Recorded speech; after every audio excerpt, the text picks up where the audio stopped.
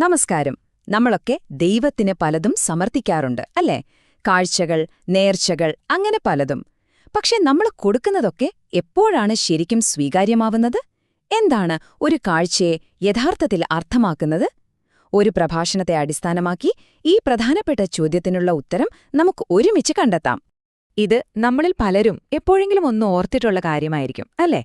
നമ്മൾ കൊടുക്കുന്നതൊക്കെ, അത് പൈസയാവാം, നമ്മുടെ സമയമാവാം, അല്ലെങ്കിൽ ഒരു പാട്ടാവാം, എപ്പോഴാണ് ദൈവം അത് ശരിക്കും സ്വീകരിക്കുന്നത്? ഈ പ്രഭാഷണം ഇതിന് വളരെ വ്യക്തമായ ചില വഴികൾ കാണിച്ചു തരുന്നുണ്ട്. ശരി, അപ്പൊ ഈ ഒരു വിശകലനത്തില് നമ്മൾ 5 പ്രധാനപ്പെട്ട കാര്യങ്ങളിലേക്കാണ് നോക്കാൻ പോകുന്നത്. കാഴ്ചയുടെ യഥാർത്ഥ അർത്ഥമെന്താണ്?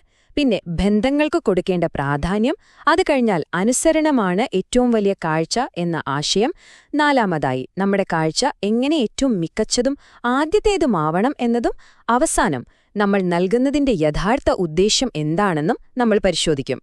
അപ്പോ നമുക്ക് ആദ്യത്തെ തത്വത്തിലേക്ക് കടക്കാം. ഇതാണ് എല്ലാത്തിന്റെയും അടിസ്ഥാനമെന്ന് വേണമെങ്കിൽ പറയാം. നമ്മൾ എന്തനുഷ്ഠാനം ചെയ്യുന്നതിനു മുമ്പ് നമ്മുടെ ഹൃദയത്തിന്റെ അവസ്ഥ എന്താണ്, നമ്മുടെ ബന്ധങ്ങൾ എങ്ങനെയാണ് എന്നുള്ളതാണ് ഏറ്റവും പ്രധാനം. ഈ ഒരു പ്രഭാഷണത്തിലെ ഏറ്റവും പ്രധാനപ്പെട്ടൊരു വാക്യം ഇതാണ്. ഇതിലെന്താ പറയണേന്ന് വെച്ചാല് വളരെ സിമ്പിളാണ്. നമ്മൾ ദൈവത്തിന് എന്തെങ്കിലും കൊടുക്കുന്നതിനു മുൻപ് നമ്മുടെ സഹോദരനുമായി എന്തെങ്കിലും പ്രശ്നമുണ്ടെങ്കിൽ അത് ആദ്യം തീർക്കണം. കാഴ്ച അവിടെ വെച്ചിട്ട് പോയി രമ്യതപ്പെട്ടിട്ട് വന്നിട്ട് കാഴ്ചയർപ്പിച്ച മതി. ഇത് മനസ്സിലാക്കാൻ ഏറ്റവും നല്ലൊരു ഉദാഹരണമാണ് കായിന്റെയും ഹാബേലിന്റെയും കഥ. നോക്കൂ, രണ്ടുപേരും കാഴ്ചയർപ്പിച്ചു. പക്ഷെ എന്തുകൊണ്ട് ഒരാളുടേത് മാത്രം സ്വീകരിച്ചു? പ്രശ്നം കാഴ്ചവസ്തുവിലായിരുന്നില്ല, മറിച്ച് അത് കൊടുത്ത ആളുടെ മനസ്സിലായിരുന്നു. ഒരാളുടെ മനസ്സിൽ സ്നേഹവും മറ്റൊരാളുടെ മനസ്സിൽ വിദ്വേഷവുമായിരുന്നു. അപ്പോൾ ഹൃദയം ശുദ്ധിയായിരിക്കണം എന്ന് നമ്മൾ കണ്ടു. അതുപോലെ തന്നെ പ്രധാനപ്പെട്ട ഒന്നാണ് നമ്മുടെ രണ്ടാമത്തെ തത്വം, അനുസരണം. നമ്മൾ കൊടുക്കുന്ന ഭൗതികമായ കാര്യങ്ങളെക്കാളൊക്കെ ദൈവം വിലമതിക്കുന്നത് നമ്മൾ ദൈവവചനം അനുസരിക്കുന്നതിനാണ്. ഇവിടെ നമ്മളൊരു വലിയ സത്യം മനസ്സിലാക്കുകയാണ്. അനുസരണമാണ് ഏറ്റവും വലിയ ആരാധന. പ്രഭാഷണത്തിലെ ഈ വാക്യം അതുതന്നെയാണ് അടിവരയിടുന്നത്. നമ്മൾ കൊടുക്കുന്ന വലിയ യാഗങ്ങളെക്കാളൊക്കെ ദൈവത്തിന് പ്രിയം നമ്മൾ ദൈവവചനം കേട്ട് അനുസരിക്കുന്നതാണ്. പണ്ടുകാലത്ത് അനുസരണത്തിന് എത്രത്തോളം പ്രാധാന്യം കൊടുത്തിരുന്നു എന്ന് കാണിക്കാൻ പ്രഭാഷണത്തിൽ ഉപയോഗിച്ചൊരു ഉദാഹരണം നോക്കൂ. ഇത് ആവർത്തന പുസ്തകത്തിൽ നിന്നുള്ളതാണ്. ഇത് വളരെ കഠിനമായി തോന്നാം, പക്ഷെ അനുസരണക്കേടിനെ എത്ര ഗൗരവത്തോടെയാണ് കണ്ടിരുന്നതെന്ന് ഇതിൽ നിന്നും വ്യക്തമാണ്. എന്നാൽ അതേസമയം പുതിയ നിയമത്തിലേക്ക് വരുമ്പോൾ ധൂർത്തപുത്രന്റെ കഥയില് വേറൊരു വശം കാണിച്ചു തരുന്നുണ്ട്. അവിടെ അനുസരണയുള്ള മകന് അപ്പന്റെ കയ്യിലുള്ളതെല്ലാം സ്വന്തമായിരുന്നുവെന്ന് ഓർമ്മിപ്പിക്കുന്നു. അനുസരണത്തിന് പ്രതിഫലമുണ്ട് എന്ന് സാരം. ശരി, ഇനി നമ്മുടെ മൂന്നാമത്തെ തത്വത്തിലേക്ക് വരാം. ഇത് നമ്മൾ കൊടുക്കുന്ന കാഴ്ചവസ്തുവിന്റെ ക്വാളിറ്റിയെക്കുറിച്ചാണ്. അതായത് അതിന്റെ ഗുണമേന്മയും നമ്മൾ അതിന് കൊടുക്കുന്ന മുൻഗണനയും. അപ്പോ ഒരു കാഴ്ച സ്വീകാര്യമാവാൻ 3 ഗുണങ്ങൾ വേണം. ഒന്നാമത്തത്, അത് കുറ്റമറ്റതായിരിക്കണം, കേടുപാടുകളൊന്നും ഉണ്ടാകരുത്. രണ്ടാമത്തത്, നമുക്ക് കൊടുക്കാൻ പറ്റുന്നതിൽ ഏറ്റവും ബെസ്റ്റ് ആയിരിക്കണം. മൂന്നാമത്തത്, അത് ആദ്യത്തേതായിരിക്കണം, അല്ലാതെ എല്ലാം കഴിഞ്ഞിട്ട് ബാക്കി വന്നതാവരുത്. ഈയൊരു ചോദ്യം ശരിക്കും നമ്മളെ ഇരുത്തി ചിന്തിപ്പിക്കും അല്ലേ? ഒരു കേടുപാടുള്ള സാധനം നമ്മളൊരു ഗവർണർക്കോ അല്ലെങ്കിൽ ഏതെങ്കിലും ഒരു ഉയർന്ന ഉദ്യോഗസ്ഥനോ സമ്മാനമായി കൊടുക്കുമോ? ഇല്ല. പിന്നെ എങ്ങനെയാണ് നമ്മൾ അങ്ങനെയുള്ളതൊന്ന് ദൈവത്തിന് കൊടുക്കുന്നത്?